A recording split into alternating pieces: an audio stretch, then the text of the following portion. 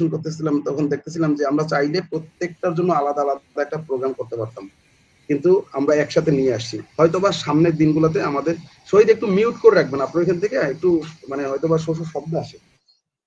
So আমরা আলাদা programme করতে পারতাম, বাট না, আমরা একটার মধ্যে শেষ করতেছি according to the audience and যারা আমাদের নিউবি লার্নার্স আছেন তাদের রিকোয়েস্টের পরে আমরা হয়তো বা সামনের দিনগুলোতে আবার রিপিট মানে বা প্রত্যেক পয়েন্টের জন্য হেডিং এর জন্য একটা একটা সেশন করতে পারি। So for this today session আবার একটু লাস্টে দেখে যাই যে আমরা রিসার্চ গ্যাপ বের করা শিখবো। আমরা একটু এই গ্যাপ থেকে আবার প্রবলেম স্টেটমেন্ট কিভাবে করে, প্রবলেম স্টেটমেন্ট থেকে কোয়েশ্চেন কিভাবে আসে, এবং কোয়েশ্চেন থেকে অবজেক্টিভ এবং থিওরিটিক্যাল অ্যানালিটিক্স প্রত্যেকটা জিনিস একটার সাথে একটা রিলেটেড। থিওরি আর টাইটেল থেকে শুরু করে রেফারেন্স পর্যন্ত পুরোটাই রিলেটেড, বাট এইখানে একটু ক্লোজ কানেক্টিভিটি বেশি। একটু মানে এই এই এই পয়েন্টস গুলো এতটা গুরুত্বপূর্ণ, এটা যাওয়ার আগে যদি আমরা একটু স্ট্যাটিস্টিক্স দেখে নেই তাহলে এটা সিগনিফিকেন্স বেড়ে যাবে হয়তো বা। মানে কোটেশনও আছে সিগনিফিকেন্সটা কেমন, যেমন লিটারেচার রিভিউ আমরা how many papers we submitted each of the years, 65% of the papers have been rejected only because of the poor literature review. This is not my statement. Basically, it's the MIL Publishing according to the guidelines এবং yearly report অনুযায়ী 2022 সালে তারা বলছে। আবার বলছে যে strong literature review improves research quality by 40%। That means আপনি literature review অর্থাৎ যে পেপারগুলো খুঁজে বের করতেছেন সেগুলো যদি ভালো হয় তাহলে 40% কোয়ালিটি বেড়ে যায়। রিসার্চ গেটে এই রিপোর্টে 2020 সালে বলছে। সিমিলারলি যদি আমরা এই লাস্টের তিনটে একটু খেয়াল করি, প্রত্যেকটাই খুব গুরুত্বপূর্ণ, এই জন্য রেড কালার দিয়ে marked. According to the Taylor Francis 2020-21 research question সম্পর্কে তারা দুটো স্টেটমেন্ট দিছে। একটা বলছে 61% of the rejected papers have unclear research question, অর্থাৎ 61% পেপার রিজেক্ট হয়, শুধু তাদের রিসার্চ কোয়েশ্চেনটা হচ্ছে ক্লিয়ার থাকে না। আবার বলছে যে well frame question improve methodological accuracy by 45%।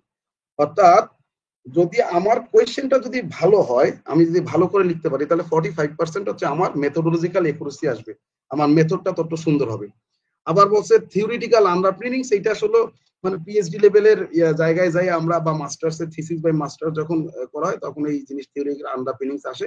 According to the Cambridge University Press and LCBA 2020-22 according to statement 50% of the social science papers by revised due to the mismatch.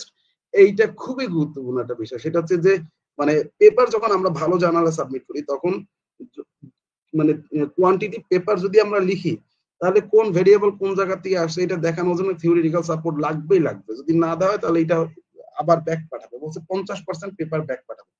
and বলছে theory based paper research paper 3 times more likely to be cited, অর্থাৎ আপনার পেপারে যদি relevant theory ব্যবহার করতে পারেন তাহলে 3 গুণ বেশি সাইটেশন হওয়ার সম্ভাবনা থাকে, অর্থাৎ অ্যাকুরেট ভেরিয়েবল থাকে, অ্যাকুরেট মেথোডোলজিক্যাল অ্যাকুরেসি থাকে।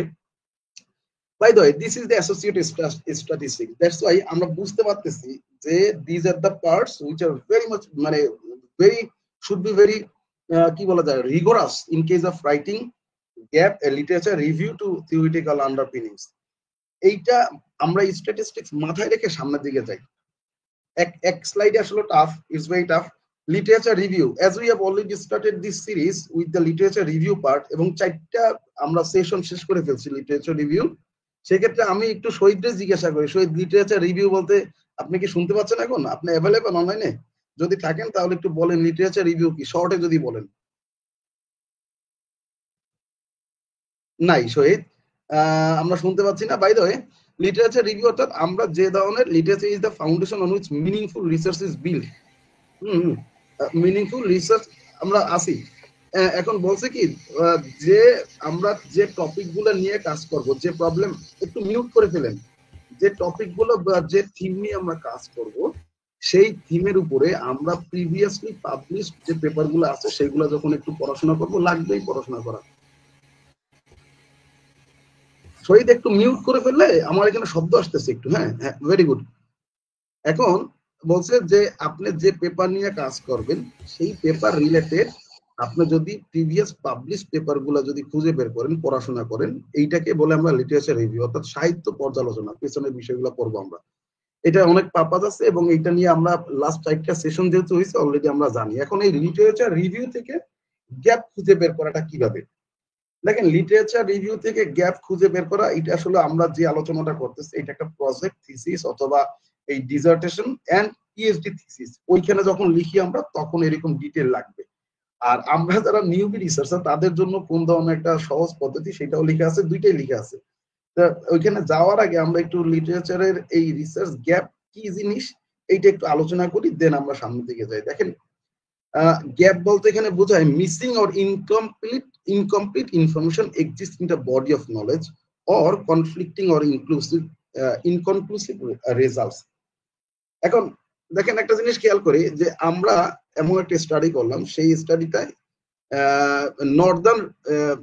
North eastern part of Bangladesh এইটার উপরে করলাম। ধরেন indigenous entrepreneurs challenges north eastern part, মানে সিলেটের পার্ট নিয়ে করছি। এখন আলটিমেটলি একজন কোয়েশ্চেন তো করতেই পারে যে আপনি কেন তাহলে ইসের ইস্টার্ন পার্টে কেন করেন নাই, রাজশাহীতে কেন করেন নাই। এই যে ওই রাজশাহীতে যে আমরা করি নাই ওইটাই হচ্ছে আমাদের গ্যাপ। এইটাই এই জন্য বলছে যে মিসিং অর ইনকমপ্লিট ইনফরমেশন, অর্থাৎ আপনার রিসার্চের মাঝখানে যদি বা এই একই রিলেটেড রিসার্চ পেপারে যদি প্রিভিয়াসলি যারা কাজ করেছেন তাদের পেপারদের মধ্যে যদি মিসিং অর ইনকমপ্লিট কোনো ইনফরমেশন থাকে, that can be your gap. And then আবার বলছে কনফ্লিক্টিভ অর ইনকনক্লুসিভ ইস্যু, অর্থাৎ এখন আপনি বলতেছেন যে এই এখন কি বলে বাংলাদেশের নির্বাচন সিস্টেম এফটিএপি তে হওয়া উচিত, আর আমি বলতেছি যে না পিআর সিস্টেম হওয়া উচিত, অথবা আপনি বলতেছেন পিআর আমি বলতেছি এফটিএপি। আমরা কোন জায়গায় এখন পর্যন্ত রিচিং ডিসিশন আমরা যাইতে পারি না। সুতরাং এই টপিক এবং সিম্পল সেন্টেন্সে আমরা যদি বলি what we don't know, what you don't yet know or understand, আমরা এখন পর্যন্ত যে বিষয়টা জানি না অথবা যেখানে আমাদের কাজ করা হয়নি ইন এ ফিল্ড, যে কোনো একটা স্পেসিফিক ফিল্ডের উপরে। কেন এটা ইম্পর্টেন্ট, এই ইম্পর্টেন্টের এখানে ডেফিনেশন বা থিওরিটিক্যাল এক্সপ্লেনেশন আছে, একটু সবাই দেখবেন। কেন important, originality and academic contribution, অর্থাৎ এই রিসার্চটা যে আপনার অরিজিনাল আপনি নিজে করতেছেন খুঁজে বের করে যেখানে কাজ হয়নি এইটা। আবার বলছে সলভ আনসলভ প্রবলেমস, যে বিষয়গুলো এখন আনসলভ এখন পর্যন্ত সলভ করা হয়নি সেই বিষয়গুলো রিলেটেড। এন্ড বলছে যদি নতুন কোনো থিওরি মডেল ডেভেলপ করার জন্য হয়, যেমন মাসলোস নিড হায়ারার্কি সোশ্যাল সায়েন্সের ক্ষেত্রে খুব গুরুত্বপূর্ণ একটা আমরা থিওরি ব্যবহার করি। এখন এই থিওরির ইনিশিয়াল স্টেজ এখন বলছে ফিজিওলজিক্যাল নিড, অর্থাৎ জৈবিক চাহিদা, মানুষের মৌলিক চাহিদা হচ্ছে 5টা, সেটা হচ্ছে খাদ্য, বস্ত্র, বাসস্থান, অন্ন। এবং অন্যর ওইখানে মানুষ এখন বিনোদন এবং ইন্টারনেট অ্যাড করার জন্য মাসলোস নিড হায়ারার্কি কি ডিসিশনটা বের করছে। তাহলে ওই জায়গাটা ওইটুকু জায়গা হচ্ছে রিসার্চ এখন নতুন গ্যাপ, হ্যাঁ পূরণ করা হয়নি, এখন পর্যন্ত থিওরি লেখা হয়নি। এখন যদি এক্সাম্পল আমরা একটু খেয়াল করি, একটু নিচে এক্সাম্পলটা যদি একটু খেয়াল করি, previous studies have explored male entrepreneurship extensively but ignored female indigenous women entrepreneur। বলছে যে আপনি যে রিসার্চ গুলো করতেছেন অন্টারপ্রিনিয়রদের উপরে, সেখানে পেছনে যে রিসার্চ গুলো করা হয়েছে সেই রিসার্চ গুলো ম্যাক্সিমামে মেল অন্টারপ্রিনিয়রদের উপরে করা হয়েছে, কিন্তু রিসার্চ গুলোতে ইন্ডিজিনিয়াস উইমেন অন্টারপ্রিনিয়র, অর্থাৎ একেবারে রুরাল তৃণমূল পর্যায়ে এবং দেশি এবং মানে অন্য জাতির এই ধরনের অন্টারপ্রিনিয়রদের উপরে স্পেসিফিক্যালি করা হয় না। That is your research gap. এখন এইটা কোন ধরনের রিসার্চ গ্যাপ, এখানে লিখে দিয়েছে কনটেক্সচুয়াল রিসার্চ গ্যাপ, অর্থাৎ এই কনটেক্সটে কোনো কাজ হয় না। তাহলে এখন একটা কোয়েশ্চেন চলে আসে যে there are some literature gaps types, এটা আমাদের কোয়েশ্চেন চলে আসে। Yes, the next slide will tell you about the possible gaps, or you can say research gaps types. I mean these are the different types, gap of the types you can find on the previous literatures. প্রথমটা contextual, population gap, methodological gap, theoretical gap, temporal gap। And দেখেন নামগুলাই কিন্তু আমাদের employ করে, হ্যাঁ নামগুলাই আমাদের, যেমন আমরা এখন যদি বলি সিলেট শহর তাহলে চায়ের শহর সিলেট আমরা বলি, এরকম নাম এমপ্লয়স, নেম এমপ্লয়স। হ্যাঁ এখন দেখেন এই যে কন্টেক্সচুয়াল গ্যাপ, আপনি এই টেবিলটা যদি আমরা একটু খেয়াল করি, this table starts from the field, কোন ফিল্ডে রিসার্চের কাজ হয়েছে, এক্সিস্টিং রিসার্চ কি ধরনের এক্সিস্টিং রিসার্চ আছে, লিমিটেশনস কি লিমিটেশনস ছিল, এর থেকে পসিবল একটা রিসার্চ গ্যাপ। আমরা শুধু এখানে একটু টাইপ গুলা জানলাম এবং টাইপ গুলা কেমন হয় এটা আপনারা যদি এখানে খেয়াল করেন তাহলে পাবেন। একটু খেয়াল করেন পপুলেশন গ্যাপটা নিয়ে আমরা একটু আলোচনা করি। যেমন আমাদের রিসার্চের ফিল্ড হচ্ছে job burn out, which is my MPhil topic, job burn out. এখন বলছে এক্সিস্টিং রিসার্চ, হসপিটালের উপরে, এই হসপিটালের যারা নার্স আছে তাদের কেমন বার্ন আউট হয় সেইটা প্রিভিয়াস মেনি লিটারেচার আপনি পাবেন। সেখানে যদি স্পোর্টসদের কিভাবে বার্ন আউট হয় সেটা আপনি পাবেন। ইভেন টিচার্সদেরও টিচার্সদেরও পাবেন। কিন্তু আমার টপিকটা ছিল হচ্ছে গার্মেন্টস ওয়ার্কার। আবার এইখানে লিখছে দেখেন যে হসপিটাল নার্সের উপরে প্রচুর কাজ হয়েছে, কিন্তু লিমিটেশনস কোন জায়গায় আছে? এই যে টিচার আর ফ্যাক্টরি ওয়ার্কার্স, এই দেখেন ফ্যাক্টরি ওয়ার্কার্স, এদের উপরে বার্ন আউটের কাজ হয় নাই। সুতরাং এইটাই হচ্ছে আপনার পপুলেশন গ্যাপ। অর্থাৎ আপনি যদি কোনো একটা রিসার্চ পেপারে এই 5 ধরনের গ্যাপই খুঁজে বের করতে পারেন, হুইচ ইজ ভেরি গুড। আর যদি না পারেন, আপনার ন্যারো কনসেপ্ট মানে কনসেপ্ট হন, তাহলে যে কোনো একটা গ্যাপ আপনি যদি দেখাইতে পারেন তাহলে ভালো। এই গ্যাপগুলো সম্পর্কে এখানে আরো লেখা আছে। নেম এমপ্লয়িজ, বললাম তো নাম। মেথোডোলজিক্যাল গ্যাপ কেমন হইতে পারে? আমরা জানি রিসার্চের অ্যাপ্রোচ সাধারণত 3 ধরনের মেথোডোলজি আমরা করি, কোয়ান্টিটিভ, কোয়ালিটেটিভ আর মিক্সড মেথড। এখন কোন একটা রিসার্চ পেপার যদি কোয়ালিটেটিভ করে, তাহলে আমরা বলতেই পারি সেখানে কোয়ান্টিটিভ গ্যাপ আছে, অথবা কোয়ালি এবং কোয়ান্টি দুইটাই করছে, তাহলে আমরা বলতে পারি যে মিক্সড মেথডের গ্যাপ আছে। এটা মেথড। থিওরির গ্যাপ হচ্ছে, আপনি মনে করেন মাসলোস নিড হায়ারার্কি থিওরি উন্নত দেশের জন্য যেভাবে কাজ করবে, বাংলাদেশের জন্য সিমিলার কাজ করবে না, কারণ বাংলাদেশের মানুষজন এমনি আমরা ডেভেলপিং, যার কারণে এই থিওরি আমাদের সাথে কাজ করবে না, যার কারণে এই দেশের এটা আবার হচ্ছে কনটেক্সটে চলে যায়, এই যে কনটেক্সচুয়াল গ্যাপ। আবার টেম্পোরাল গ্যাপ হচ্ছে কোন একটা, মনে করেন যে ইসের কি বলে অনলাইন লার্নিং এর ইফেক্টিভনেস, এইটা কোভিড এর আগে একরকম ছিল আর কোভিড এর পরে একরকম। এখন কোভিড এর পরে যদি কেউ এটার ইফেক্টিভনেসটা চিন্তা না করে, রেজাল্ট না করে, তাহলে সেটা হচ্ছে টেম্পোরাল বা টাইমের গ্যাপ। তো this are the types of gap. এখন এই গ্যাপটা আপনি এই এতগুলা গ্যাপ আমরা টাইপস হইতে পারে, তাহলে আমরা এগুলো খুঁজে বের করবো কিভাবে? একটা লিটারেচার রিভিউ থেকে খুঁজে বের করবো কিভাবে? দেখেন, খুঁজে বের করা দেয়ার আর সাম স্টেজেস, 6টা স্টেজ আছে। এই 6টা স্টেজের মধ্যে আপনি খুঁজে বের করতে পারবেন। এই একেবারে একটু ডিটেলসে লিখা আছে, আপনারা একটু পড়ে নেবেন ডিটেলস, তাহলে আপনাদের জন্য সুবিধা হবে, ভালো হবে। দেখেন 1 নাম্বার স্টেজটা বলছে, দেখেন আমরা কি বের করতেছি, আমরা কিন্তু রিসার্চ গ্যাপ খুঁজে বের করতেছি। 1 নাম্বার হচ্ছে look for repetition and saturation. Look for repetition বলতে বোঝা যাচ্ছে যে একই পেপার আমি অনেক জায়গায় পাইছি, অথবা একই একই রেজাল্ট, একই কি বলি ইনফরমেশন আমি অনেক জায়গায় পাইছি, সুতরাং ওই পেপার আমার দরকার নাই। যে ইনফরমেশন পাওয়া যায়নি সেই ইনফরমেশনটার উপরে কাজ করেন। আর স্যাচুরেশন বলতে বোঝা হচ্ছে যে নতুন কোনো কিছু না পাওয়া পর্যন্ত আপনি ওই একই ডিসিশনের মধ্যে থাকা, সেইটাই। দেখেন এই যে look for repetition and saturation বলতে বোঝা হচ্ছে একই জিনিস বারবার আসছে কিনা, বা নতুন কোনো কিছু পাওয়া বন্ধ হয়েছে কিনা। হ্যাঁ, যখন কিনা আমি নতুন কোনো কিছু, ধরেন আপনি বললেন এন্টারপ্রেনিউরদের চ্যালেঞ্জ, আপনি 5টা বললেন, আমিও 5টা বললাম, এই 5টা আমি লিখবো, এই 5টা অন্য যে কেউ যদি আর বলে, তাহলে ওই জায়গা থেকে আমার হবে না। আমি অন্য কোনো ব্যক্তি যদি আমাকে 6 নাম্বার কোনো প্রবলেম বলে, ওই 6 নাম্বার প্রবলেমটা আমার আবার নতুন ভাবে নিতে হবে। ওই 6 নাম্বার প্রবলেমটা আমার নতুন রিসার্চ করার জায়গা, এটাকে বলে গ্যাপ। এই জন্য বলছে যে রিপিটেশন এবং স্যাচুরেশন পর্যন্ত খুঁজে বের করো। তারপরে ডিটেক্ট কন্ট্রাডিকশন, যদি কন্ট্রাডিক্টরি কোনো ইনফরমেশন আপনি পান পেপার পড়ার মধ্যে, যেমন আপনি বললেন 54% উইমেন এন্টারপ্রেনিউরস আর কি বলে বার্ন আউটের মধ্যে থাকে, আর আমি বললাম যে না, জীবনও না, তারা 50-এর নিচে, তারা 30-এর মধ্যে থাকে, তাহলে কত বড় একটা কন্ট্রাডিকশন। এই কন্ট্রাডিক্টরি রেজাল্ট পাইলে সেইখান থেকে আপনার গ্যাপ খুঁজে বের করতে হবে। 3 নাম্বার বলছে আইডেন্টিফাই আন্ডার রিসার্চড এরিয়া, অর্থাৎ যে এরিয়াগুলোতে এখনো রিসার্চ হয় নাই। যেমন মনে করেন আপনি এই যে এটা পপুলেশন হইতে পারে, রিলিজিয়ানের উপর হইতে পারে, জেন্ডারের উপর হইতে পারে, যে কোনো সেক্টরে হইতে পারে, এগুলো খুঁজে বের করতে হবে। এগুলোকে কন্টেক্সচুয়াল গ্যাপও বলে। 4 নাম্বার স্টেজ যেটা মেথোডোলজিক্যাল লিমিটেশন, একটু আগে আমরা আলোচনা করলাম যে আপনি কোন মেথড আপনি ব্যবহার করছেন, সেই মেথড পরবর্তীতে ব্যবহার করছে কিনা, অথবা আপনি স্যাম্পল সাইজ নিয়েছেন 10 জন, আমি স্যাম্পল সাইজ নেব 100 জন। হ্যাঁ, আপনি স্যাম্পল সাইজ নিয়েছেন, আপনি মেথড ব্যবহার করছেন হচ্ছে SPSS, এমওস, PLS, আর আমি ব্যবহার করছি পাইথন, ডিপ লার্নিং, তাহলে আমারটা আরো রিগোরাস, আমারটা মডেল রেজাল্ট ভালো দিবে, অ্যাকুরেট দেবে। এরপরে 5 নাম্বার বলছে রিভিউ থিওরিটিক্যাল ফ্রেমওয়ার্ক। আপনি যে থিওরিটিক্যাল ফ্রেমওয়ার্ক ব্যবহার করছেন, আমি সেই থিওরিটিক্যাল ফ্রেমওয়ার্ক ব্যবহার করতে না পারি। আপনি যে ভেরিয়েবল গুলো নিবেন, আমি সেগুলো ভেরিয়েবল নাও নিতে পারি, আমি আলাদা ভেরিয়েবল নিতে পারি। সো এই যে আলাদা করে নেওয়া, সেইটাকে আমরা থিওরিটিক্যাল আমরা ফ্রেমওয়ার্ক বলতেছি। And finally consideration of time and relevance, একটু আগেই যেটা বললাম যে কি বলে সোসাইটিতে এখন মানুষ কথা বলে 5ই আগস্টের আগে, 5ই আগস্টের পরে, অথবা হাসিনার আমলে, এখনকার আমলে। খেয়াল করছেন এই যে আমল, এইটাই এক্সাম, এইটাই গ্যাপ, বুঝতে পারছেন? তো এই হলো মনে করেন স্টেপ বাই স্টেপ। এখন দেখেন একটা জিনিস খেয়াল করেন, এইখানে এই স্লাইডটা খুবই গুরুত্বপূর্ণ রিসার্চ গ্যাপের। This is the last slide for research gap only. আরো অনেকগুলা টপিক বাকি আছে। দেখেন কি বলছে, to write a strong problem statement from a research gap, অর্থাৎ আমরা কিন্তু প্রবলেম স্টেটমেন্টে চলে আসছি। আপনার রিসার্চ গ্যাপ যেখানে আপনি গ্যাপ পাবেন, সেই গ্যাপটা থেকে আপনার প্রবলেম স্টেটমেন্টে যেতে হবে আপনার। বুঝতে পারছেন? সেই গ্যাপ থেকে প্রবলেম। এখন বলছে to write a strong problem statement from a gap you must frame the gap as a specific significant and issues requires investigation. বলছে আপনি যখন কিনা প্রবলেম স্টেটমেন্ট লিখতে যাবেন, এই জন্য আপনাকে একটা স্ট্রং গ্যাপ খুঁজে বের করতে হবে, যে গ্যাপটা ভেরি স্পেসিফিক হবে, অথবা বলছে কোনো নির্দিষ্ট একটা সিগনিফিকেন্ট ইস্যুর উপরে হবে, অথবা ইনভেস্টিগেশন করা লাগবে, সেই রকম একটা টপিক হবে।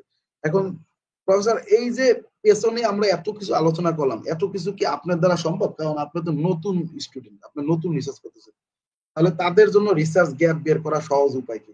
তাদের জন্য একটা রিসার্চ গ্যাপ বের করা খুব সহজ এবং খুব টেকনিক্যাল ওয়ে আছে। দেখেন, truth be told, manually or by newbie researches it's very challenging. আপনাদের জন্য উপরে যে জিনিসগুলো বললাম, এটা বের করা খুব কষ্ট। এইটার জন্য একজন এক্সপার্ট ব্যক্তি আমি পাইছি, আমার বড় ভাইকে, ডক্টর মিজান। সে দেখছি যে রিসার্চ গ্যাপ এগুলো খুব সুন্দর বের করতে পারে। জামাল স্যারও মারাত্মক সুন্দর এগুলো বের করতে পারে। এখন বলছে কি, তাহলে আপনারা কিভাবে বের করবেন? আপনারা বের করবেন যে পেপারের মধ্যে, ভালো পেপারগুলোর মধ্যে একটা পার্ট থাকবেই, সেই পার্টটার নাম হচ্ছে limitations and future research of the study. কনক্লুশনের ঠিক পরে থাকে অনেকটাই লিখে, অথবা কনক্লুশনে একটু আগে লিখে, অথবা রেফারেন্সের আগে লিখে।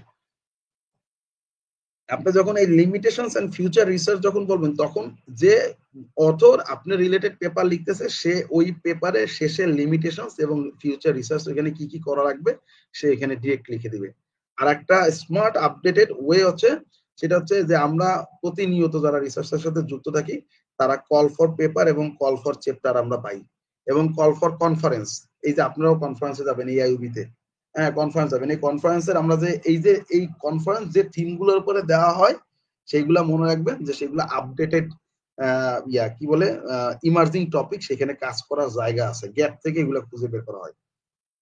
So this is all about the research gap. শহীদ, আপনার এই নিয়ে কোনো আছে, আপত্তি আছে? রিসার্চ গ্যাপ নিয়ে কোনো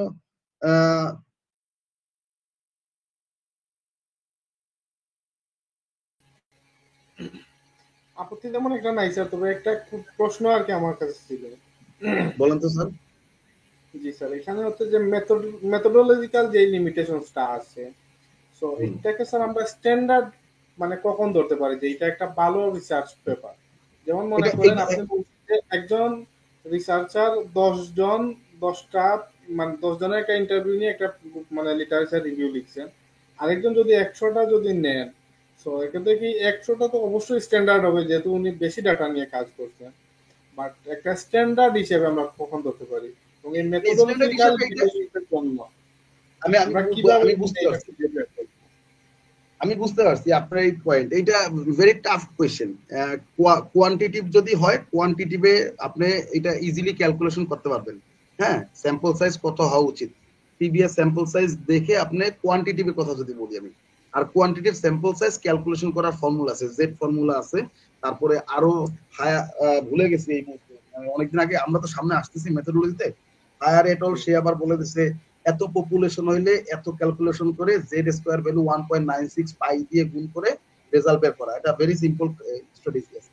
কিন্তু কোয়ালিটেটিভ হচ্ছে আপনার এইটা একটু কঠিন। কোয়ালিটিভে যতক্ষণ পর্যন্ত স্যাচুরেশন না আসে ততক্ষণ পর্যন্ত আপনি নেন। তবে কোয়ালিটিভের লিমিটেশনস বলে বা মিনিমাম বলে দিয়েছে, যেমন মিনিমাম 5 থেকে 7 জন থেকে শুরু করে আপনি যতজন নিতে পারেন, আর কোয়ান্টিটিভে ক্যালকুলেশন করে নেবেন। এটা মেথোডোলজিক্যাল প্রসেসের মধ্যে যাবে। এবং লাস্ট স্লাইডে আমরা আলোচনা করছিলাম যে আমরা হয়তো আজকে প্রিজমা আলোচনা করার কথা ছিল, কিন্তু আমি দেখলাম যে না, প্রিজমা কোয়ান্টিটিভ বা কোয়ালিটেটিভ মেথোডোলজির মধ্যে আলোচনা করবো, যার কারণে প্রিজমা বাদ দিয়ে পরে আমরা আলোচনা করবো। তো আশা করি বুঝতে পারছেন শহীদ। আমরা নেক্সট স্লাইড গুলোতে যাই। তো এই হলো আমাদের গ্যাপ। আমরা গ্যাপ নিয়ে আলোচনা করলাম, এবং এখন গ্যাপ থেকে আমরা শুরু করবো টোটাল হচ্ছে একবারে নিউ টপিক, সেটা হচ্ছে প্রবলেম স্টেটমেন্ট। গ্যাপ থেকে প্রবলেম স্টেটমেন্ট আসতেছি আমরা, গ্যাপ থেকে প্রবলেম স্টেটমেন্ট। এখন এই যে প্রবলেম স্টেটমেন্ট সম্পর্কে ক্লিয়ারলি এখানে ডেফিনেশন দেওয়া আছে, ডেফিনেশন গুলো লিখে আছে। এই problem statement is clear concise description of specific issue is you research will address. কোন রিসার্চ টপিক নিয়ে আপনি কাজ করতেছেন, সেই টপিকটা কি প্রবলেম বলতে চাচ্ছে, এবং সেই টপিক রিলেটেড আর কি কি জিনিস আপনি আলোচনা করতে পারেন। ধরেন আমি যদি আর্টিফিশিয়াল ইন্টেলিজেন্স নিয়ে একটা টপিক আলোচনা করি, আর্টিফিশিয়াল ইন্টেলিজেন্স রিসার্চ মানে আমার মূল কনসেপ্ট, এখন এই টপিকের সাথে কিন্তু মেশিন লার্নিং, এআই, অ্যালগরিদম, তারপরে ডিপ লার্নিং, তারপরে রোবোটিক্স, তারপরে ত্রিপলি, তারপর সব চলে আসবে। So this all the things, all the areas where you can work on. হ্যাঁ, এই যে জিনিসগুলোতে কোন কোন জায়গাতে এই আর্টিফিশিয়াল ইন্টেলিজেন্স ইম্প্যাক্ট ফেলাইতেছে এবং আপনি কোন টপিক নিয়ে কাজ করতেছেন, এইটার ইন্টিগ্রেশনটাই হচ্ছে problem statement. It's not an easy. হ্যাঁ, প্রবলেম স্টেটমেন্ট খুবই গুরুত্বপূর্ণ কাজ করে রিসার্চের ক্ষেত্রে। দেখেন আরো যদি সংক্ষেপে যদি বলে তাহলে এখানে লিখা আছে, it explains why the problem exists. কেন প্রবলেম এইটা আসছে, কেন এই প্রবলেমটা করা দরকার, আমাদের সলভ করা দরকার। ওয়াই ইট ম্যাটার্স, কেন এটা গুরুত্বপূর্ণ। আবার বলছে what needs to be studied to solve this, বলছে কোন জিনিসটা আমাদের আলোচনা করার দরকার। এই লাল নীল স্টেটমেন্ট, এই জিনিসটা খুব সুন্দর একটা জিনিস। যদি সিম্পলি খেয়াল করেন, the problem statement translates the gap into problem. The problem statement translates the gap. The problem statement translates the gap into problem, into the problem, অর্থাৎ আপনার যে গ্যাপটা পাইছেন সেইটা প্রবলেমে ট্রান্সলেট করবে। এখন এই গ্যাপ আর প্রবলেম কি জিনিস, এই দুইটা জিনিস এখানে সুন্দর করে লিখেছে। গ্যাপ কি জিনিস, হোয়াট ইজ মিসিং, কোন জায়গা মিস করা আছে, আমার কোন জায়গা মিস হয়েছে কাজ করাতে। আর এই দা প্রবলেম কি জিনিস, why it matters and what will you do. এই যে মিসিং, এখন আপনি মনে করেন একটা জিনিস হারায় গেছে, এখন এটা কেন আপনার কাছে গুরুত্বপূর্ণ, আর এখন আপনি কি করবেন। দেখেন আপনি মনে করেন আপনার ভাই হারায় গেছে ধরেন, এখন আপনি কি করলেন, your why is missing, this is called research gap. আর বলছে যে এখন ভাইয়ের জন্য ওয়াই ইট ম্যাটার্স, আরে আমার ভাই হারায় গেছে, আমি খুঁজবো না তাকে। আর বলছে কি হোয়াট উইল ইউ ডু, আপনি যাবেন পুলিশের কাছে, থানার কাছে যাবেন, আপনি আশেপাশে মানুষের কাছে বলবেন, this is called the problem. And একটা জিনিস মনে রাখবেন, all the gaps are problem, all the gaps are problem, খুবই গুরুত্বপূর্ণ একটা স্টেটমেন্ট দিচ্ছি। All the gaps are problem but all the problem statements are not gap. এটা খুব গুরুত্বপূর্ণ একটা স্টেটমেন্ট। এবং বলছে যদি একটা ভালো প্রবলেম স্টেটমেন্ট আপনি লিখতে চান তাহলে বলছে এই চারটা জিনিস আপনার খেয়াল করা লাগবে। একটা বলছে be rooted in the research gap, research গ্যাপের সাথে খুব ক্লোজলি কানেক্টেড থাকতে হবে, নট এ পার্সোনাল অপিনিয়ন, এটা আপনি কোনো পার্সোনাল অপিনিয়ন দিতে পারবেন না, definitely based on the references. Show the real world significance of the problem, এটা কেন এই পৃথিবীতে এই মুহূর্তে গুরুত্বপূর্ণ। লিড রিসার্চ কোয়েশ্চেন অবজেক্টিভস, এই প্রবলেম স্টেটমেন্ট আপনি যেমন রিসার্চ গ্যাপ থেকে প্রবলেম স্টেটমেন্ট পাবেন, আর এই প্রবলেম স্টেটমেন্ট থেকে আপনার রিসার্চ অবজেক্টিভ আসবে, সরি রিসার্চ কোয়েশ্চেন আসবে। অর্থাৎ এটা তো প্রবলেম, এখন আমি কোয়েশ্চেন করবো মানুষের কাছে। এন্ড বলছে lead to research question and objective, and বলছে be specific, focused and researchable, যে জিনিসগুলো রিসার্চ করা যায় সেই সব জিনিসগুলো নিয়ে কাজ করবেন। আরো সুন্দরভাবে লিখা আছে প্রবলেম স্টেটমেন্ট আপনি যদি লিখতে চান তাহলে এই পাঁচটা প্রসেস বা এই পাঁচটা জিনিস আপনার মাথায় রাখা লাগবে। প্রবলেম স্টেটমেন্ট স্ট্রাকচার, কোন কোন বিষয়গুলো আপনার প্রবলেম স্টেটমেন্টে খুব ক্লিয়ারলি লিখা আছে। বলছে যে deliver directly from the literature gap, problem statement আপনার লিটারেচার যে গ্যাপটা পাবেন অথবা রিসার্চ গ্যাপটা পাবেন সেই গ্যাপ থেকে গ্যাপটাকে এক্সপ্লেইন করাই হবে আপনার প্রবলেম স্টেটমেন্ট। আবার বলছে দেখেন যে পপুলেশন, অর্থাৎ আমার স্যাম্পল নিয়ে আলোচনা করতে হবে সেখানে প্রবলেম স্টেটমেন্টে। আমার কিন্তু স্যাম্পল নিয়ে গ্যাপ আমি পেতে পারি আলাদা, কিন্তু এই স্যাম্পল নিয়ে আলোচনা করলে কনটেক্সট, বাংলাদেশে আলোচনা করছে নাকি মেল ফিমেল, এবং বলছে ভেরিয়েবল, কোন কোন ভেরিয়েবল গুলো আসবে। ভেরিয়েবল গুলো বলতে দেখা গেল যে মাসলোস নিড হায়ারার্কি থিওরি যদি আমি বলি তাহলে সেখানে আমার physiological need, safety need, security need, এই নিড গুলা নিয়ে আমাদের আলোচনা করা লাগবে। So this are the variables.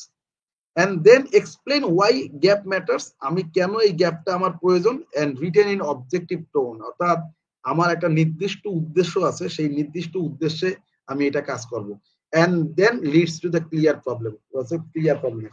এখন আপনাদের কাছে মনে হইতে পারে যে এটা তো রিডিং পড়ে যেতেছে, আমি না রিডিং পড়ে যেতেছি না, আপনাদের ক্লিয়ার করতেছি এই স্ট্রাকচারটা আসবে, এবং এই স্ট্রাকচারটা আপনার ফলো করার জন্য এই চারটা প্রসেস আপনার খুঁজে বের করা লাগবে। এইটা হচ্ছে আপনার ফর্মুলা। এর চেয়েও ভালো একটা ফর্মুলা একটু পরে দিচ্ছি।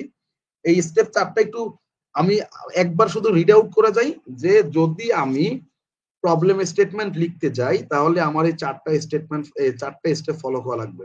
আর যদি আমি রিসার্চ গ্যাপ লিখতে যাই তাহলে আমার ছয়টা, এর আগেরটা ছিল 6টা স্টেজ, আর এইটা হচ্ছে 4টে স্টেজ। এই 4টে স্টেজের মধ্যে একটা আমরা করে ফেলছি, আইডেন্টিফাই দ্য গ্যাপ, আমাদের গ্যাপ আমরা বের করে ফেলছি। 2 number explain why the gap matters, এখন আমি বলবো যে এই গ্যাপটা কেন ম্যাটার করে। দেখেন মেল এন্টারপ্রেনার, উইমেল এন্টারপ্রেনার, এদের সবার উপরে রিসার্চের কাজ হয়েছে।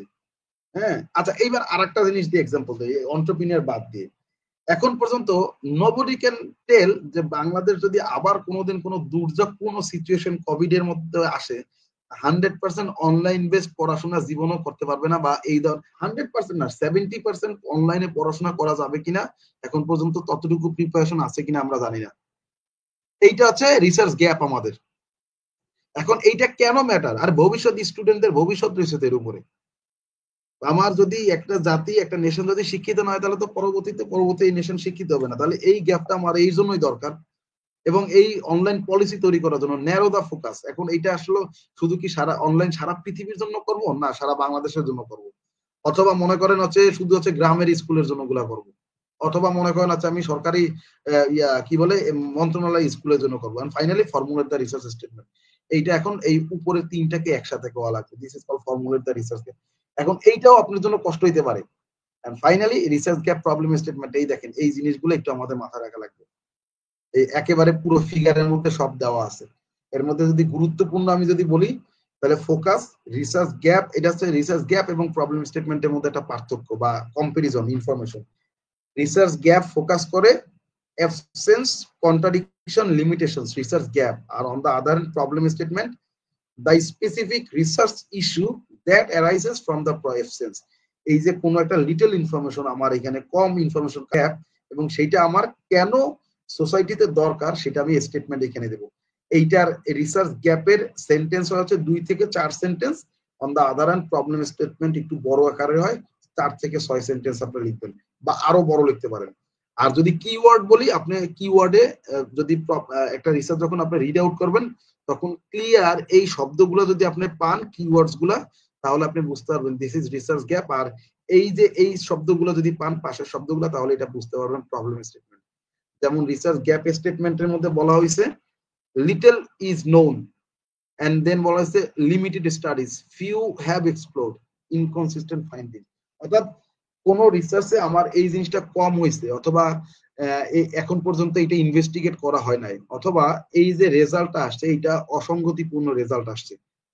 আবার যদি প্রবলেম স্টেটমেন্টে আসি আমি, তাহলে therefore the study aims to, এইটা হচ্ছে আমার উদ্দেশ্য, আমি এই রিসার্চ পেপারটা কেন লিখতেছি এটার উদ্দেশ্য হচ্ছে এরকম, অথবা দিস স্টাডি ইনভেস্টিগেটস, অথবা দ্য স্টাডি এক্সপ্লোরস। এখন এইটা কি আসলে অবজেক্টিভের মধ্যে হয়ে যেতেছে? না, অবজেক্টিভ না। এটা যখন সেন্টেন্স আকারে আপনি লিখবেন that is called problem statement. একটা প্র্যাকটিক্যাল এক্সাম্পল পর্যন্ত যতক্ষণ পর্যন্ত আমরা দিব না ততক্ষণ পর্যন্ত আমাদের বুঝাটা। প্র্যাকটিক্যাল এক্সাম্পলে যাওয়ার আগে ফাইনাল ফর্মুলা, এই ফর্মুলাটা যদি একটু মনে রাখি আমরা, তাহলে আমাদের রিসার্চ গ্যাপ থেকে প্রবলেম স্টেটমেন্ট লেখার কোনো বিষয় না। এই ফর্মুলাটা হচ্ছে, প্রথমে আমরা রিসার্চ গ্যাপ খুঁজে বের করব। আমরা তো গ্যাপ খুঁজে বের করে ফেলছি। What is missing in the past, কোন কোন বিষয় আমাদের পাস্টে মিস হয়েছে। এর সাথে আমরা ওই যে অঙ্ক যেমন করতাম যোগ বিয়োগ, যোগ করব সিগনিফিকেন্স, ওয়াই ইট ম্যাটার্স, আর বলছে আরো যোগ করব context, where and from home, কোথায় কোথায় এই কাজটা করা হয়েছে আপনি যে টপিক নিয়ে রিসার্চ করেন। এই গ্যাপের সাথে এই সিগনিফিকেন্স এবং কনটেক্সট আপনি যদি যোগ করেন তাহলে আপনি রিসার্চ স্টেটমেন্ট, এই একটা হচ্ছে রিসার্চ গ্যাপ, একটা হচ্ছে রিসার্চ প্রবলেম স্টেটমেন্ট। অর্থাৎ আবার বলতেছি, রিসার্চ গ্যাপের সাথে যদি আমরা সিগনিফিকেন্স এবং কনটেক্সট যদি অ্যাড করি তাহলে আমরা রিসার্চ প্রবলেম স্টেটমেন্ট পাবো। ভেরি সিম্পল, এই ফর্মুলাটা মাথায় রাখলেই হবে। তাহলে আমাদের গ্যাপ কি? আমাদের গ্যাপ হচ্ছে যে অনলাইন লার্নিং কোভিড এর পরে বাংলাদেশে অনেক কাজ করেছে, কিন্তু এটা কতটুকু ইফেক্টিভ হয়েছে তা নিয়ে এখন পর্যন্ত কাজ করা হয় নাই। আর সিগনিফিকেন্স কি হবে, ওয়াই ইট ইজ ইম্পর্টেন্ট, আমরা যদি এখনো এই অনলাইন লার্নিং কিভাবে 100% ইফেক্টিভ করা যায় না যায়, তাহলে ভবিষ্যতে যদি বাংলাদেশে কোভিড এর মতো কোনো সিচুয়েশন আসে তাহলে আমরা এই শিক্ষা ব্যবস্থা কন্টিনিউ করতে পারবো কিনা। আর কনটেক্সট হচ্ছে হোয়ার অ্যান্ড ফ্রম হোম, আমরা কনটেক্সট হচ্ছে শুধু বাংলাদেশের উপরে অথবা দেখা গেল শুধু প্রাইমারি স্কুলের উপরে কাজ করবো। এই সামারি যখন লিখবো তখন এইটাকে বলতেছে রিসার্চ প্রবলেম স্টেটমেন্ট। এখন এই দুইটা জিনিসের করার জন্যই আমরা একটা ফর্মুলা বা আমরা একটা এতগুলা পেপার পড়বো, এতগুলা পেপার পড়ে আমরা কোনটা রেজাল্ট কোথায় রাখবো কিভাবে জানবো। ইয়েস, এটা জানার জন্য আপনার একটা লিটারেচার ম্যাট্রিক্স তৈরি করা দরকার, এবং লিটারেচার ম্যাট্রিক্সটা এইভাবে হয় রেফারেন্স, অর্থাৎ আপনি যে কয়টা পেপার পড়বেন প্রত্যেকটা পেপারের জন্য ওই পেপারের যে অথর সেই অথরের নাম দিবেন, এখানে টাইটেল দিবেন, তারপরে এইটার মেথোডোলজি কোন মেথোডোলজি ব্যবহার করছে আপনি যখন পড়বেন পড়ার সময় একটু একটু কপি করে এখানে এখানে রেখে দিবেন। তাহলে একটা সময় দেখবেন আপনি ক্লিয়ার বুঝতে পারতেছেন যে আপনার এই মুহূর্তে কোন পেপারটা কাজ করা উচিত। লিটারেচার ম্যাট্রিক্স এইটার জন্য বেশ কিছু টুলসও আছে। আই ফরগট, এই মুহূর্তে মনে নেই। র্যাবিট, রিসার্চ র্যাবিট আছে, তারপরে সাইটেশন সেল আছে, আর কি আছে জানো, ভুলে গেলাম। খুব কমন, খুবই কমন, সবসময় মাথায় থাকে। আচ্ছা যাই হোক, আমরা ম্যানুয়ালি যদি করি, যেমন 10টা পেপার যদি নিয়ে করি, তাহলে 10টা পেপারের জন্য এরকম 10টা ঘর বানাবো। ঘর বানানোর পরে দেখেন, আমরা যদি প্র্যাকটিক্যাল একটা এক্সাম্পল যাই, আমরা যা একটু আগে পড়ে আসছি তার ইমপ্লিকেশন এখানে রিসার্চ গ্যাপ স্টেটমেন্ট একটা দেওয়া আছে। আমরা মনে করে যদি দেখি, রিসার্চ গ্যাপ স্টেটমেন্টের ক্ষেত্রে এই যে লিটল শব্দটা থাকবে, তারপরে ডিফার, এই যে কনটেক্সট ডিফারেন্ট, ইনকনসিস্টেন্সি থাকবে, এই যে এই সেন্টেন্সের মধ্যে ইনকনসিস্টেন্সি আছে, লিটল আছে। অন দা আদার হ্যান্ড, এইটাকে ভেঙেই যদি আমরা প্রবলেম স্টেটমেন্ট করি, তাহলে ওই যে শুরুই হচ্ছে বৈপরীত্য দিয়ে, ডেসপাইট গ্রোয়িং অ্যাডাপশন। আবার দেওয়া আছে কি বলে, limited understanding exist about it's impact. এইটা আছে লিটল, আর এখানে বলছে লিমিটেড, মানে এটা নাই, এখানে বলছে লিমিটেড। কোন কোন জায়গায় লিমিটেড আছে সেই জায়গাগুলোর কথা। দিস ল্যাক, এই যে লিমিটেড আছে, লিমিটেড রিসার্চ এর উপরে হয়েছে, যার কারণে দিস ল্যাক, এর কারণে এই প্রবলেমটা হয়েছে। অর্থাৎ রিসার্চ গ্যাপকে যখন আমরা মোর এক্সপ্লেইন করব, তখন এইটা প্রবলেম স্টেটমেন্ট হয়ে যাবে। That's the very simple. So এইটা আসলে মানে এই এতক্ষণ ধরে যা লেকচারটা দিলাম, এটা খুবই গুরুত্বপূর্ণ রিসার্চের জন্য। আমরা কল্পনা করতে পারবো না, ইমাজিন করতে পারবো না এত গুরুত্বপূর্ণ রিসার্চের জন্য। তো আমাদের আজকের ইয়াটা কি বলে, লাইফটা অনেক মানে একটু লেন্দি হয়ে যাইতেছে, কিছু করার নাই। এখন এই দেখেন, we have already been investigated the research gap, the problem as well, and from the problem we need to generate some research questions. These are your problems, and from the problems you will find some questions. Now the slide is about the research questions. So if you see at the top of the slide, research gap, research statement, and research questions. So now we'll be talking about the research questions, how research questions can be generated from the research gap and statement. দেখেন, আপনি flow যদি খেয়াল করেন, প্রথমে gap লেখা আছে, গ্যাপের পরে প্রবলেম লেখা আছে, প্রবলেমের পরে রিসার্চ কোয়েশ্চেনস, অর্থাৎ রিসার্চ কোয়েশ্চেনস একটা ফ্লো আছে। ইয়েস, এইভাবেই আসে। এখন ফ্লোটা কিভাবে দেখেন, কি বলছে, research questions are very specific, এইগুলো দরকার নাই। আমরা এইখানে যাব, এইখানে যে একটা রিসার্চ কোয়েশ্চেন কেমন হওয়া উচিত এবং এই রিসার্চ কোয়েশ্চেন ডেভেলপ করার জন্য কোন স্টেপটা আমরা ফলো করব, সেই স্টেপগুলো এখানে দেওয়া আছে। একটা রিসার্চ কোয়েশ্চেন ভেরি ফোকাসড হওয়া উচিত, অর্থাৎ যে টপিকের উপর আমরা রিসার্চ করব সেই টপিকের উপরে কাজ করব। আমরা যখন নতুন যারা রিসার্চ করি, তাদের একটা প্রবলেম হয়ে যায় কি, যে টপিকটা আমরা চাই রিসার্চের জন্য সিলেক্ট করি, প্রবলেমটা সিলেক্ট করি, সেই প্রবলেমটা নিয়ে আমরা চাই একেবারে সবকিছু যদি একসাথে নিয়ে আসতে পারতাম, তাহলে হয়তো আমাদের জন্য খুব ভালো হতো। না, এটা একটা wrong strategy. Definitely you should be very focus and very specific, and then your research question should be very clear, অর্থাৎ কোয়েশ্চেন যেন পড়লে ইজিলি বুঝতে পারে, অর্থাৎ জুনিয়র মানে ছোট থেকে শুরু করে বড় পর্যন্ত, মানে কলেজের পর থেকে সবাই রিসার্চেবল। যদি সেটা রিসার্চেবল ইস্যু হয়, তাহলে আপনি রিসার্চেবল, যদি রিসার্চেবল ইস্যু হয়, যেমন গতকালকে আমি একটা জিনিস করতেছিলাম যে এইটা কি রিসার্চেবল ইস্যু কিনা। দেখেন একটা জিনিস বলি, if poisons are dead expired will it be consumed, অর্থাৎ যদি বিষ যদি ডেড এক্সপায়ার হয়ে যায়, তাহলে এটা কি খাওয়া যাবে? এখন এটা কি রিসার্চেবল ইস্যু? এখন এই ধরনের রিসার্চেবল ইস্যু আসলে আবার অন্যরকম বিষয়। And then you need to follow this 4 part. একটা হচ্ছে 4 পার্ট, একটু পড়েন তো শহীদ, যদি নেটওয়ার্কে অ্যাভেলেবল থাকেন। Step 4, breakdown into sub questions. হ্যাঁ, Step 4, breakdown into sub questions. হ্যাঁ, ওকে ওকে ফাইন। আমি বলছি 4টাই পড়ার জন্য। 1 নাম্বার হচ্ছে start from the research gap. Research gap থেকে আমরা শুরু করব, look at the research problem, তারপরে রিসার্চ প্রবলেম পড়বো, এবং এই রিসার্চ প্রবলেমটাকে আমরা রিসার্চ প্রবলেম থেকে কোন কোয়েশ্চেনটা যদি আমি করি এখন, বা কোন কোয়েশ্চেন দুইটা যদি আমি লিখি, তাহলে আমার এই রিসার্চ প্রবলেম গুলো সলিউশন করা যায়, অথবা আমার এই গ্যাপটা মিসিং হয়, মানে ফুলফিল হয়। এন্ড বলছে যে মেইন কোয়েশ্চেন, সাব কোয়েশ্চেন দুইটাই আপনি করতে পারেন। এই যে কোয়েশ্চেন যখন করবেন, তখন কোয়েশ্চেন মাথায় থাকা উচিত আমাদের সবার 3টা জিনিস, যে কোয়েশ্চেন ডেসক্রিপটিভ হইতে পারে, তারপরে কোয়েশ্চেন এক্সপ্লয়েটেটিভ হইতে পারে, কোয়ালিটেটিভ হইতে পারে, কোয়ান্টিটিভ হইতে পারে। কিভাবে আমরা ডেসক্রিপটিভ আর এক্সপ্লয়েটরি মানে কোয়ান্টিটি এবং কোয়ালিটি বুঝবো। যদি হোয়াট ইজ হ্যাপেনিং, কি ঘটতেছে এরকম কোনো কিছু যদি হয় তাহলে ডেসক্রিপটিভ বর্ণনা দিবে। ডেসক্রিপটিভ কোয়েশ্চেন গুলো সচরাচর কোনো নতুন টপিক যখন পৃথিবীতে আসে বা আমরা যদি রিসার্চের ক্ষেত্রে আসে তখন ডেসক্রিপটিভ ব্যবহার করি আমরা। আর এক্সপ্লোরেটরি হচ্ছে how and why something happens, কেন ঘটতেছে, হাউ না, হোয়াই কেন ঘটতেছে এন্ড হাউ কিভাবে ঘটতেছে। আমরা এক্সপ্লোর করতে চাচ্ছি, explore need to explore something, আমরা কেন রিজন গুলো খুঁজে বের করতে চাই, এটা হচ্ছে আমরা খুঁজবো কোয়ালিটেটিভ। আর যদি ডাজ টু হোয়াট এক্সটেন্ট অথবা অন্য কোনো কোয়েশ্চেন যদি আমরা করি তাহলে এটা এক্সপ্লেনেটরি, অর্থাৎ আমি এই ফ্যাক্টর গুলা পাইছি খুঁজে বের করে, এর কারণে জব স্যাটিসফ্যাকশন হয়।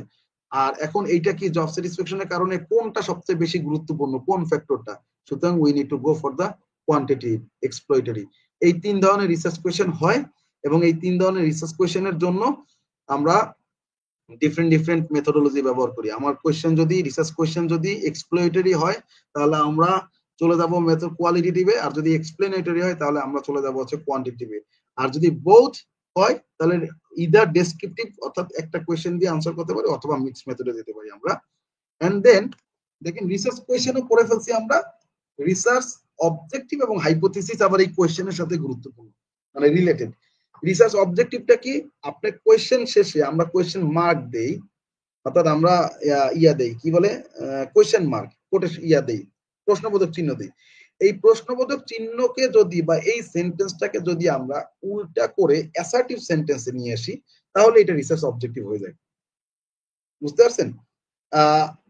অর্থাৎ আপনি যে কারণে এই রিসার্চটা করতেছেন সেইটা উদ্দেশ্য আপনি নিয়ে আসবেন। এবং এই রিসার্চ অবজেক্টিভের আবার দুইটা রেজাল্ট, এটা হতে পারে এটা হতে না পারে, এই দুইটা রেজাল্ট আবার আপনাকে হাইপোথিসিসে ডিরেক্ট করবে।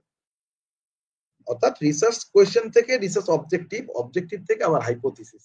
হাইপোথিসিস তাহলে কোন সময় লাগে, হাইপোথিসিস আমাদের লাগে হচ্ছে কোয়ান্টিটেটিভ রিসার্চ যখন আমরা করি তখন।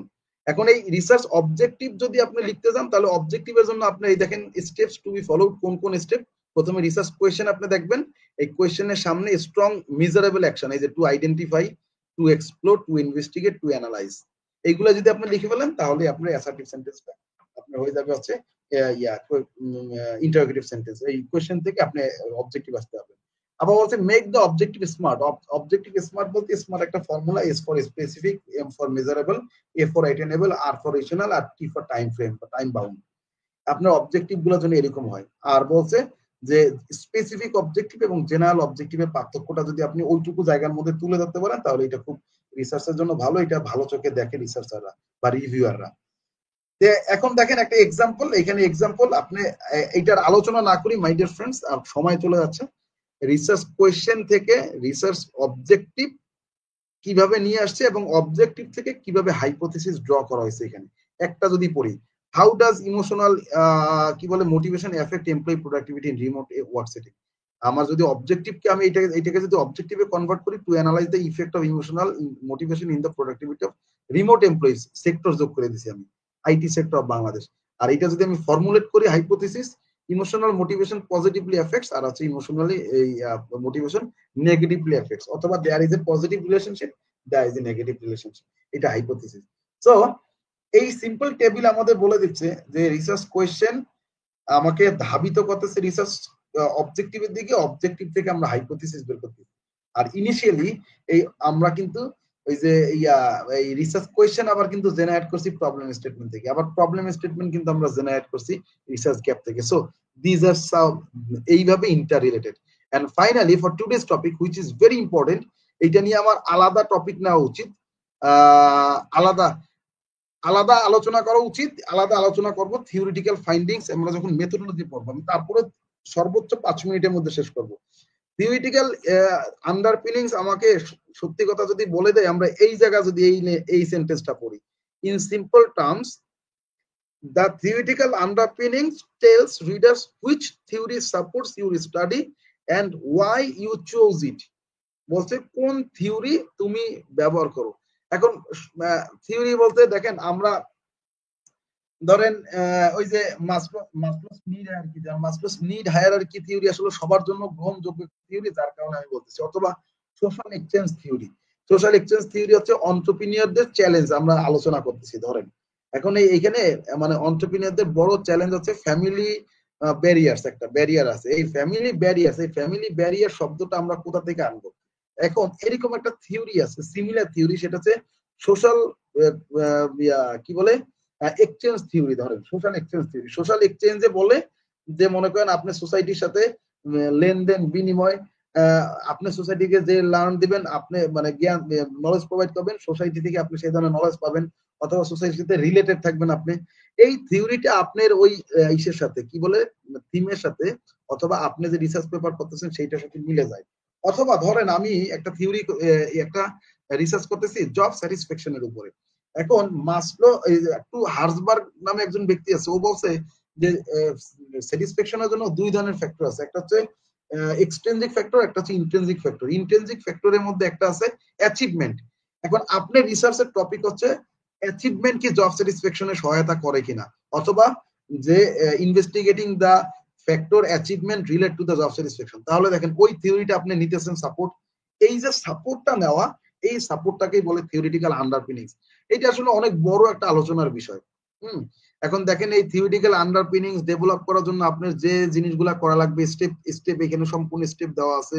প্রথমে আইডেন্টিফাই কি ভেরিয়েবলস এন্ড কনসেপ্ট, অর্থাৎ আপনি লিটারেচার রিভিউ যখন করবেন তখন যে টপিক রিলেটেড আপনি কাজ করতেছেন সেই টপিকের কোন ভেরিয়েবল গুলা কনসেপ্ট গুলা সবচেয়ে গুরুত্বপূর্ণ সেগুলো খুঁজে বের করবেন।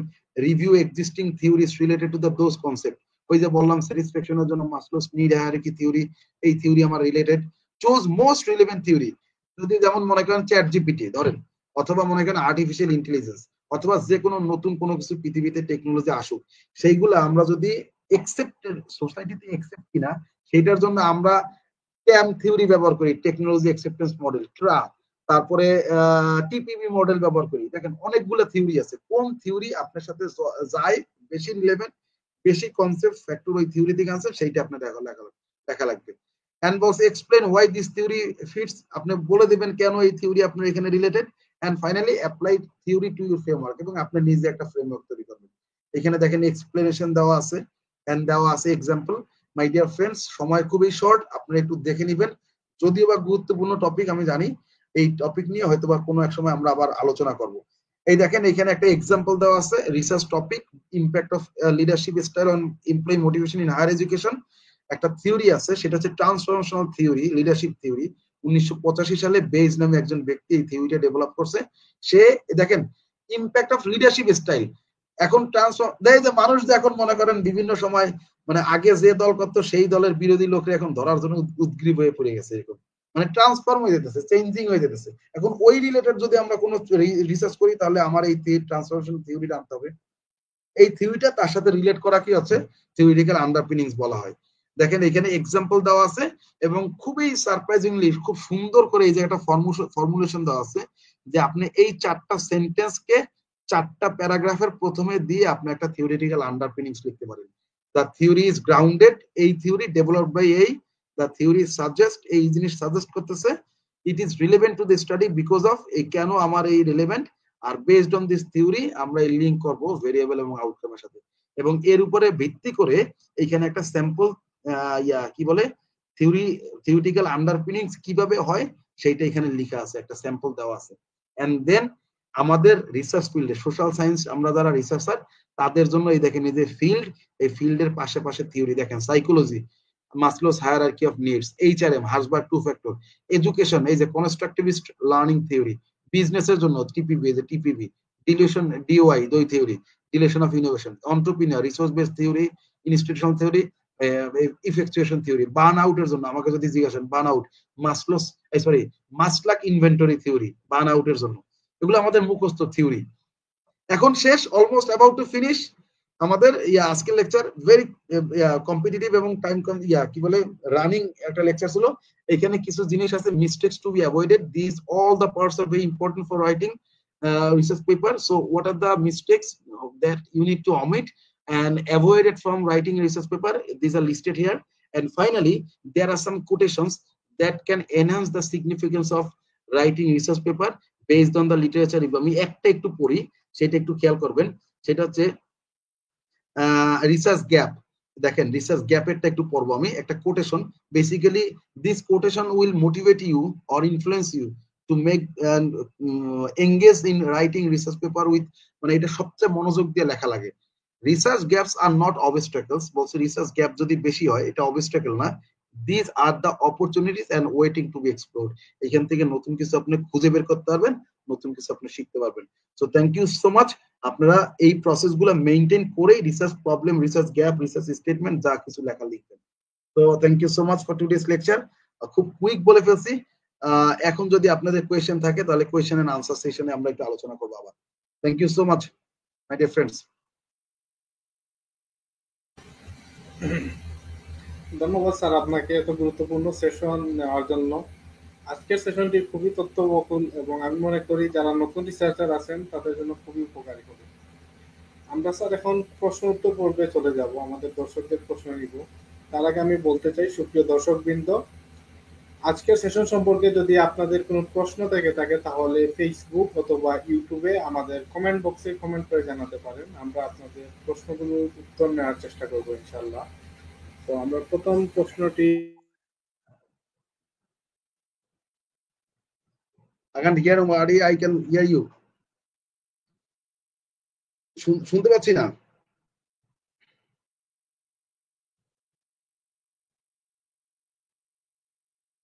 Okay, Ihsan Ahmed Choudhury. By the way, I'm reading the questions and replying if I can. Ihsan Ahmed Choudhury, he was asking a question. Assalamu alaikum sir. Sometimes I struggle to connect my literature review with my research hypothesis. How can I make sure hypothesis is logically built and literature I reviewing? Okay, fine. Mister Ehsan, thank you so much for asking the question, খুবই গুরুত্বপূর্ণ question. এবং প্রথমত আপনি যেটা করবেন সেটা হচ্ছে যে আপনার সুন্দর করে একটা পেপার বেছে নেবেন, আপনার একেবারে টপিকের সাথে রিলেটেড ভেরিয়েবল ম্যাচ করতেছে এমন কয়েকটা পেপার আপনি সিলেক্ট করবেন। এই পেপারগুলো সিলেক্ট করার পরে তারপরে আপনি ওইখান থেকে একটা লিটারেচার ম্যাট্রিক্স তৈরি করবেন। লিটারেচার ম্যাট্রিক্স বলতে বোঝা হচ্ছে এই যে এইটা মিস্টার লিটারেচার ম্যাট্রিক্স কই, লিটারেচার ম্যাট্রিক্স রিসার্চ, এই যে জনাব এহসান, আপনি এই যে এই ডায়াগ্রামটা করতে পারেন। এই ডায়াগ্রামে আপনার যে কয়টা পেপার পড়লেন, ধরেন ইনিশিয়ালি 10টা পেপার নিয়েই কাজ করবেন আপনারা আন্ডার গ্রেডে, এই 10টা পেপারের উদ্দেশ্য কি, মেথোডোলজি কি আপনি এখানে লিখবেন। লেখার পরে দেখবেন আপনি কিন্তু অবশ্যই রেফারেন্স রাখবেন, না রাখলে কিন্তু আপনি খুঁজে পাবেন না। এখন এইখান থেকে যখন কিনা আপনি কোন কোন রিসার্চ টপিকের উপরে কাজ করতে, মানে কাজ করার মতো জায়গা আছে, গ্যাপ আছে, সেই গ্যাপ যখন আপনি খুঁজে বের করতে পারবেন, গ্যাপ খুঁজে বের করার পরেই আপনার কাজ শেষ। ওই গ্যাপ থেকে আপনি এখন রিসার্চ কোয়েশ্চেন বের করেন যে কেন এই জিনিসটা হয় নাই, ওইটা থেকে একটা অবজেক্টিভ করেন। অবজেক্টিভ হচ্ছে টু ইনভেস্টিগেট কেন এটা হয় নাই, এটা হচ্ছে আপনার অবজেক্টিভ। এখন যে হয় নাই যে বিষয়টা, সেইটার জন্য আপনি দুইটা অ্যাজাম্পশন নেন। অ্যাজাম্পশনটা হচ্ছে যে দেয়ার ইজ, আমি একটা এক্সাম্পল দিই, there is a positive relationship, there is a কি বলে, give me a few seconds, এই যে আমি এখানে দেই, দেখাচ্ছি আপনাকে। এই যে আমরা ফর্মুলাটা আগে এইখান থেকে নিয়ে নেব, এই ফর্মুলাটা আমরা ব্যবহার করব, আমরা একটা গ্যাপ বের করব প্রথমে মিস্টার এহসান, দেন এটা সিগনিফিকেন্স, রিসার্চ প্রবলেম আমরা লিখবো।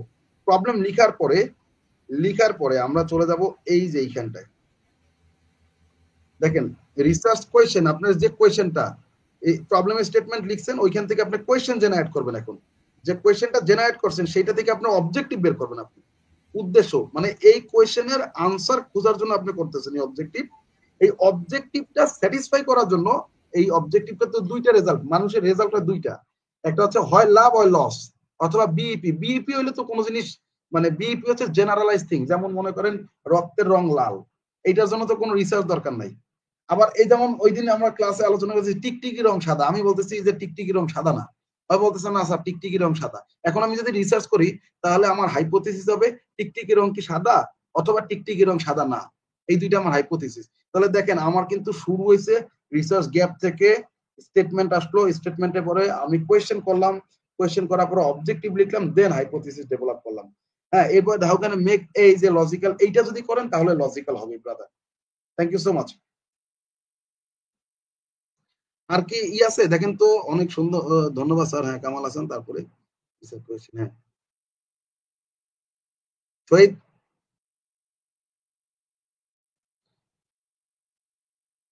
আপনাকে শোনা যাচ্ছে না শহীদ? আপনাকে শোনা যাচ্ছে না? হ্যাঁ শহীদ, আপনি আমার মেসেজ দিয়েছেন। ধন্যবাদ স্যার। দর্শকদের কাছ থেকে আজকে তেমন একটা প্রশ্ন নেই। আমার একটি প্রশ্ন ছিল স্যার আপনার কাছে। হ্যাঁ, দর্শকদের কাছ থেকে প্রশ্ন নাই, এর কারণ আছে। এর কারণ আপনাকে আইডেন্টিফাই করতে হবে। মনে করেন আপনি যখন স্পিচ দিবেন তখন দুইটা জিনিস, একটা হচ্ছে যে যদি সব খুব ভালো বুঝে তাহলে কোয়েশ্চেন থাকে না, অথবা যদি না বুঝে তাহলে কোয়েশ্চেন থাকে না। দুই ধরনের জিনিস। আর যদি বুঝে তাহলে মানে মানে যদি ইংগেজড উইথ দিস, তাহলে হয়তোবা সামনের দিনগুলোতে যখনই প্রয়োজন পড়বে দেখতে হবে আপনাদেরকে এটা। আর দুই নাম্বার হচ্ছে আমরা, এটা তো ইনিশিয়ালি শুরু, আমরা এই নেক্সট উইক থেকে মেথোডোলজিতে যাব, যার কারণে খুব কুইক করতেছিলাম আমরা এই ফ্লোটা।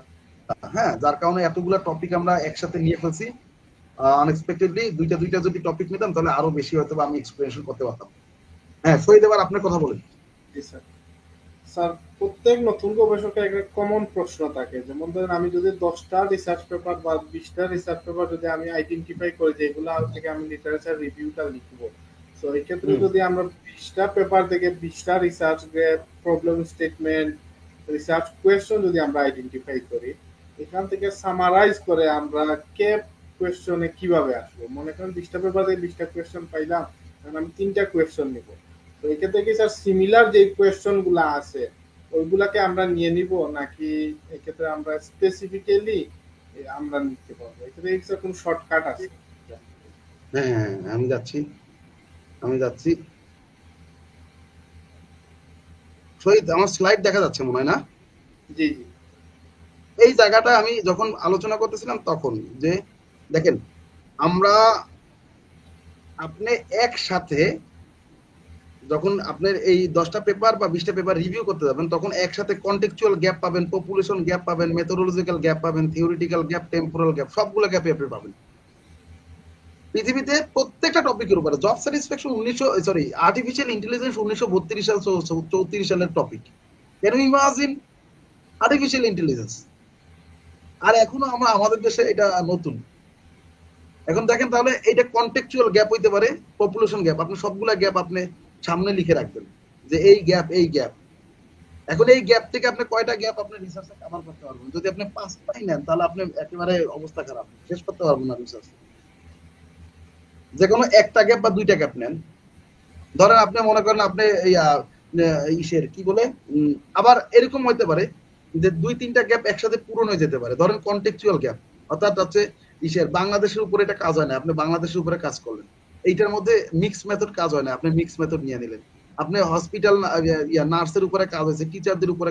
বার্ন আউট সবচেয়ে বেশি হয় হচ্ছে টিচারদের, সারাক্ষণ তারা কাজে থাকে। এই যে বার্ন আউট টিচারদের উপরে কাজ করে না, একসাথে আপনি 3-4টা গ্যাপও আপনি নিতে পারবেন। এখন ওইটা হচ্ছে সম্পূর্ণ আপনি লিটারেচার ম্যাট্রিক্সটা কিভাবে করেন। লিটারেচার ম্যাট্রিক্সটা আবার কোনটা, এটা খুবই গুরুত্বপূর্ণ, বারবার বলতেছি।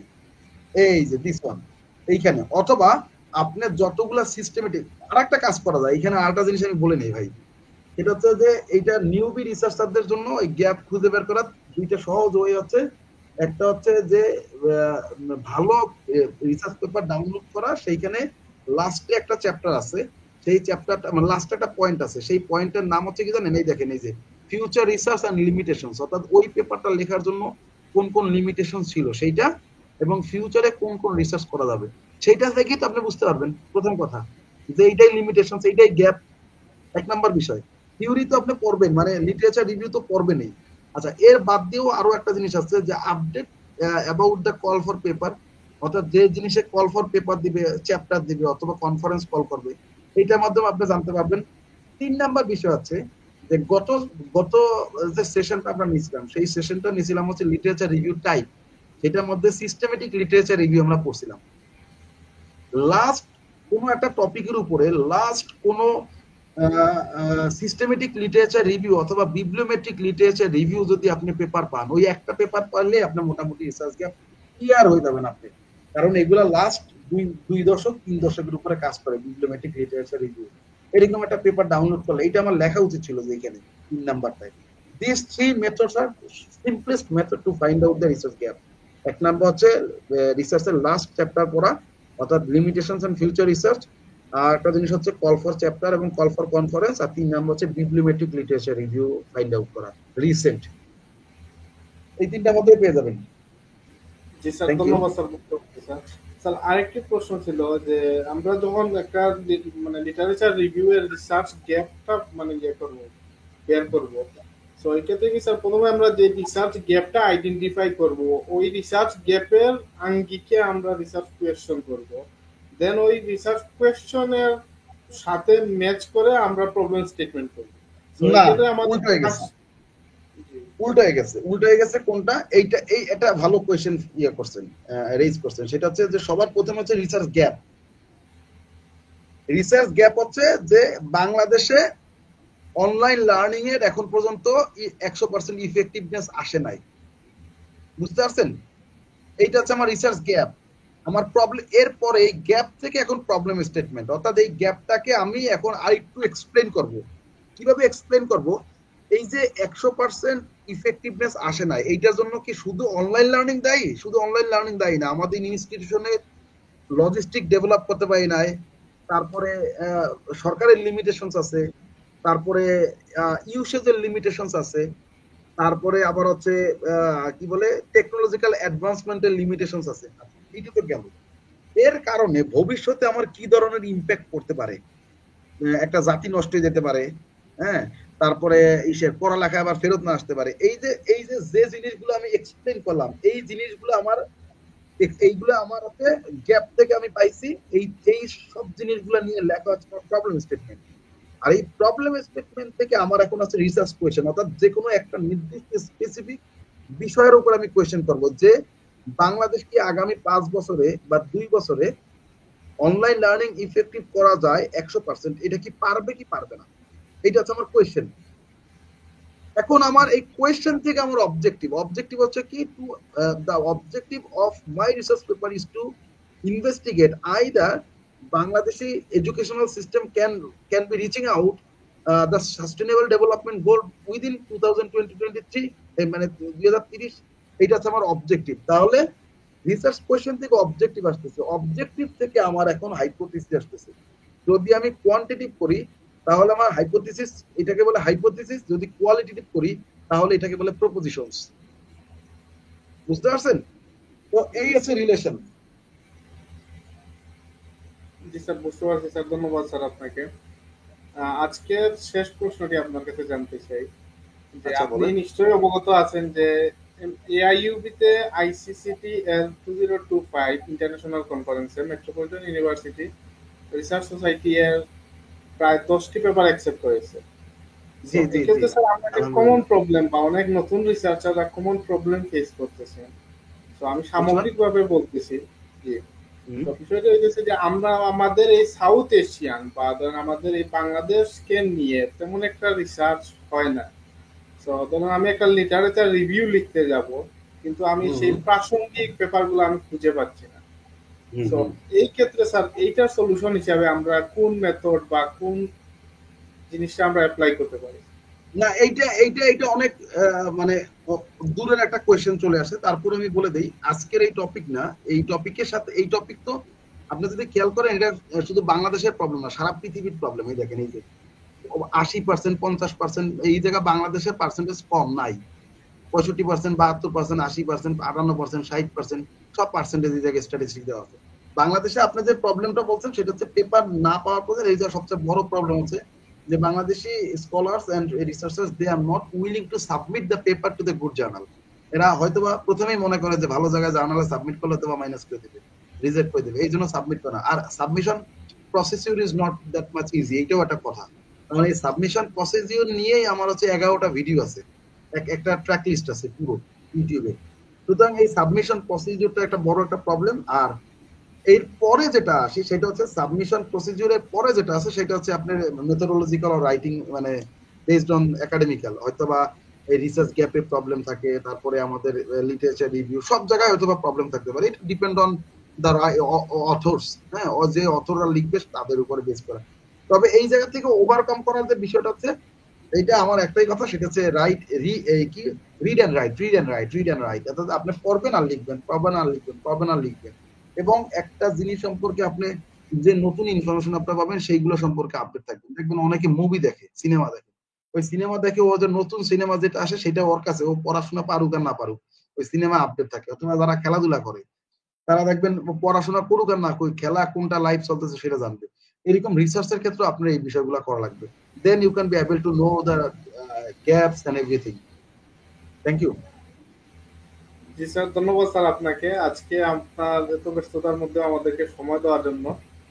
মেট্রোপলিটন ইউনিভার্সিটি রিসার্চ সোসাইটি আপনার প্রতি কৃতজ্ঞতা জানাচ্ছে, আপনার ব্যস্ততার মধ্য দিয়ে আমাদেরকে সময় দিয়েছেন। আমাদের আজকের ফ্রাইডে রিসার্চ নাইট 0.2 এপিসোড 0.1 এর টপিক ছিল from literature review to research design, finding the gap, problem, question and theoretical underpinning. আমাদের আজকের এপিসোডে আমাদের গেস্ট হিসেবে ছিলেন আমাদের শ্রদ্ধেয় sir Mohammad Saidur Rahman Palash, associate professor, business administration, director, CTRP, president, Metropolitan University. আপনাদের বারবার বলতে বলতে আপনারা শুনতেছেন না, নামে আমার এত ডেজিগনেশন এবার আজকে এই জন্য পাবলিকলি বললাম, আমার নামে এত ডেজিগনেশন বলার দরকার নাই, পলাশ অ্যাসোসিয়েট প্রফেসর বললে হবে। হ্যাঁ, BBA, department of business administration. হ্যাঁ বলেন। স্যার ধন্যবাদ স্যার। আর আমি হোস্ট হিসেবে ছিলাম আপনাদের সাথে শহীদুর রহমান সাকিব। ইনশাল্লাহ আগামী সপ্তাহের আগামী শুক্রবারে ঠিক রাত 10টার সময় মেট্রোপলিটন ইউনিভার্সিটি রিসার্চ সোসাইটি এর ফেসবুক এবং ইউটিউব পেজে আবারও আমরা অন্য কোনো টপিক নিয়ে লাইভে আসব। তারই আগ পর্যন্ত আপনারা সবাই ভালো থাকুন, সুস্থ থাকুন। একটুখানি বলে রাখি, একটুখানি ইন্টারফেয়ার করি, যেহেতু আমরা আজকে বেশি নেই না, 1 ঘন্টা, যদি গুরুত্বপূর্ণ টপিক ছিল 1 ঘন্টার মধ্যে নয় শেষ করতে পারছি। আগামী টপিকগুলো আরো বেশি গুরুত্বপূর্ণ, কারণ সামনের দিনগুলোতে হয়তো বা মেথোডোলজি, পুরো মেথোডোলজি একটা সিকোয়েন্স থাকার সম্ভাবনা আছে। হ্যাঁ, মেথোডোলজি নিয়ে। তো সেই ক্ষেত্রে হয়তো বা এই মেথোডোলজির সময় আমরা বিভিন্ন গেস্টও আনতে, মানে তাদের অ্যাভেলেবিলিটি উপর আপন দা রিকোয়েস্ট টু দা গেস্ট। ইনশাল্লাহ সামনের দিনগুলোতে ভালো করে আমরা আরো আলোচনা করবো। হ্যাঁ, কানেক্টেড থাকবেন ইনশাল্লাহ। Thank you. ধন্যবাদ স্যার। ইনশাল্লাহ আগামী শুক্রবারে আবারও দেখা হবে। তারই আগ পর্যন্ত আপনারা সবাই মেট্রোপলিটন ইউনিভার্সিটি রিসার্চ সোসাইটি এর সাথেই থাকুন। ধন্যবাদ সবাইকে। আসসালামু আলাইকুম। ওয়ালাইকুম আসসালাম, জাযাকাল্লাহ ভাই।